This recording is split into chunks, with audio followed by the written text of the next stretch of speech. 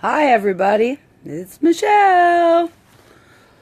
I'm at home this morning. I just dropped my daughter off at school. This is my time in the morning that I get to do the things that I want and I like to do. Those have changed a lot as time has gone on. All my time in the morning used to be trying to get a dose of drugs into veins that didn't want them. But nowadays I go to the gym, I have breakfast, I take my dogs out, I clean my house, I make these videos, I tool around the neighborhood, I shop. There's a bevy of things that I do now instead of trying to find a vein to slam some dope in to a body that doesn't want it. Okay, so today what we're going to talk about is depression. It's that time of year. We live up here in a place that doesn't get nearly enough snow. The weather will keep you trapped into your house. There's not really a lot to do. People talk about how quick this is spreading throughout the UP. Well, drugs are starting to take over a little bit more, but substance abuse is no stranger to the Upper Peninsula. Alcohol is a lot of what we abuse up here. You're trapped into a house all day. You're cold. You don't want to go out. Your days are long and listless. You feel depressed. You're not getting enough sun, and there's really not a lot of activities that you can do without freezing your ass off. So drinking has been a big thing in the Upper Peninsula for a long, long time, as well as everywhere, but specifically up here. Drugs are starting to take over a little bit more now because they're coming up from other areas and there's more expressed interest. There's a bevy of reasons why the drug scene's taken over, not including the medical community and things like that. But a lot of these needs, these wants, this drugs that are making it into the area is because we are looking for them. With demand will come supply, and the demand is there. The supply will keep coming until the demand is no longer there. It's just how it works. We have learned that taking drugs helps us not be depressed. Irony is, in the long term, they make us far, far, far more depressed. But taking them takes a momentary bit of weight off from your shoulders, and it allows the feeling to pass of depression. I know depression all too well. I wanted to kill myself for, years and years and years. I had suicidal ideologies for 10 plus years. Please quit messaging me, people. That is hard as hell to wake up to. I talked about all the things that I do now, you know what I mean? Like bringing my kid to school, freaking cleaning my house, going to the gym, cooking, tooling around the neighborhood, shopping. I wouldn't have had the energy to do all this sort of thing in depression. And then you feel like you're lazy because people are doing stuff, but you're not doing stuff because you're depressed. So you must be a lazy piece of shit, right? It's very hard in depression to get the motivation to do anything. One of my favorite songs, and this was how I was going to start this out. I don't think the sun's coming out today. It's staying in. It's going to find another way. As I sit here in this misery, I don't think I'll ever see the sun.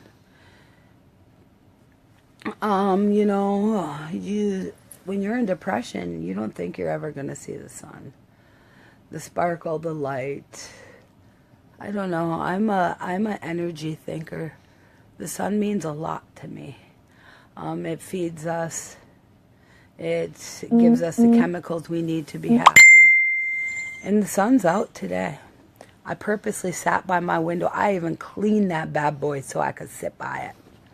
But if you look at it, it's still grimy. There's still grime on my life. I see the sun. I see it coming in. But there's still grime, man. It's not perfect. The difference is what I look for now. The gratitude that I have for the things that I do have and how far I have come. You know, even if your life completely sucks, you still have one. And that's something many people are fighting to keep today for their lives. I always say, if you don't have cancer, you will give yourself cancer.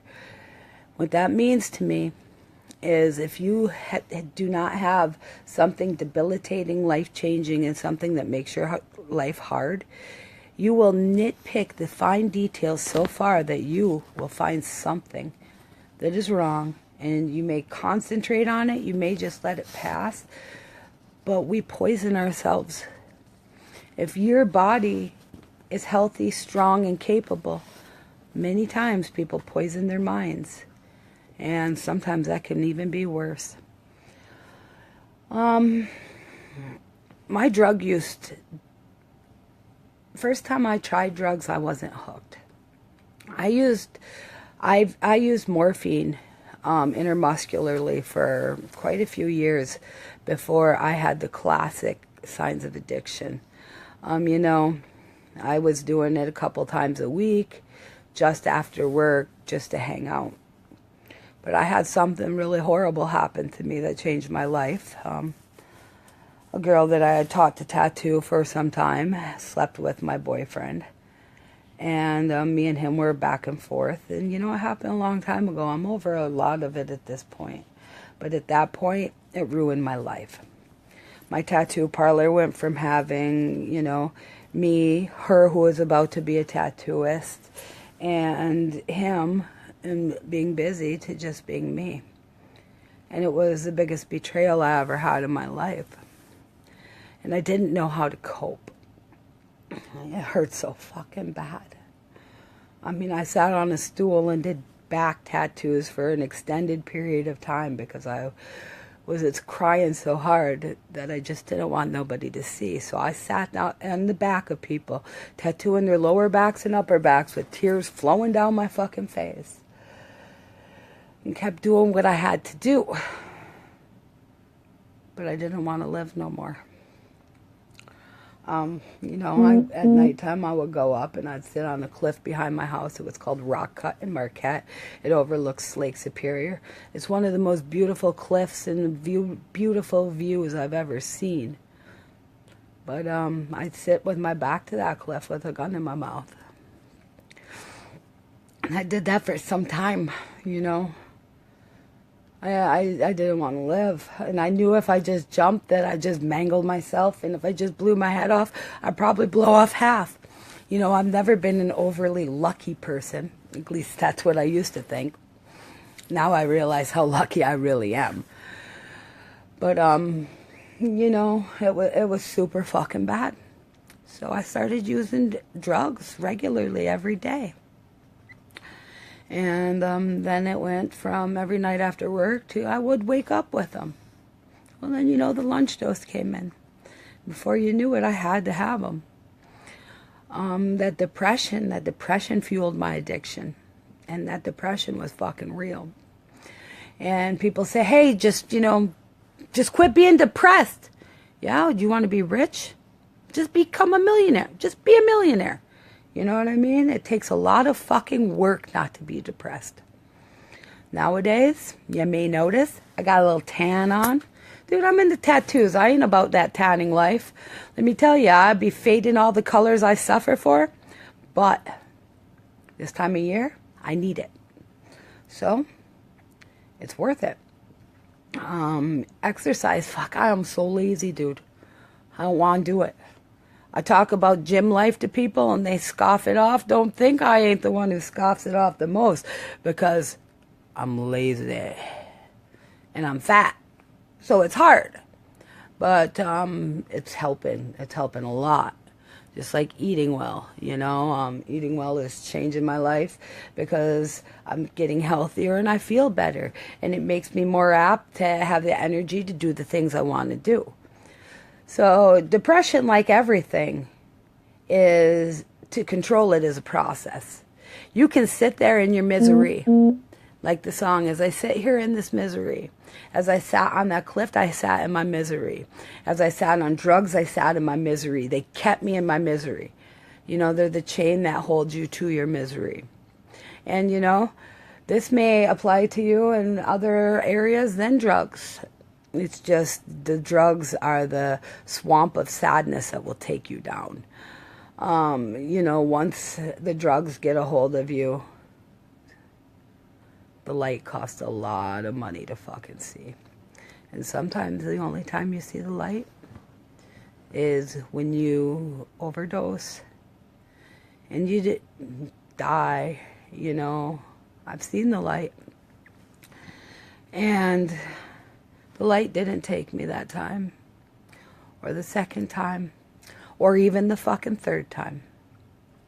Yeah, I've seen the light a couple times, you know. And I decided, since the light didn't take me, and I prayed for that shit to take me back then, and it didn't. And I couldn't figure out why I couldn't just fucking die. Why couldn't I just die?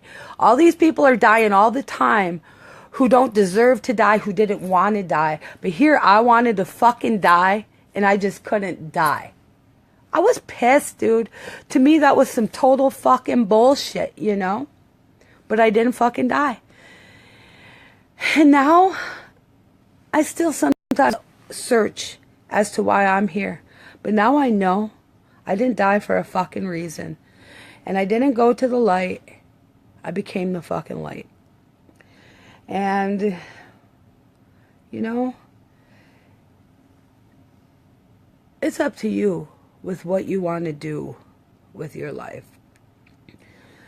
But getting out of depression isn't something that's just going to happen. These are actions that you have to take to do it. You know, living a healthy life. A healthy, productive, happy life. I believe they all go hand in hand. You have circumstances that may hold you back, but you can figure out ways around the issues that you can and make your life as good as possible. So, you know, today I'm trying to spread a message of hope. I hope you all make it. I hope that today you can see the sun. You see the grime on my window? My life is still grimy. And that's okay.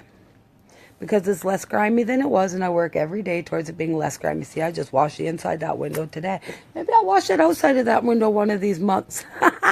Maybe fucking not too. But you never know, right? You never know. Maybe I'll be so goddamn happy I'll be out on the outside of that house cleaning all those motherfucking windows like yip yip yay. Doubtful. But it's a possibility. So today, find those things that make you happy. Find those things that are worth your time. Find those things that make you feel like you. And if you can find the motivation to try to live a better life, to try to do something for you today, what I would recommend is try to do something that just makes you a little happy, that doesn't involve a chemical. So thank you guys for watching. Hi, Amanda, Lindy, Jason, and Amanda. I seen Jonathan back there. Jessica Dawn, what's up with you, girl? I appreciate you guys, and you guys have a good morning. Bye.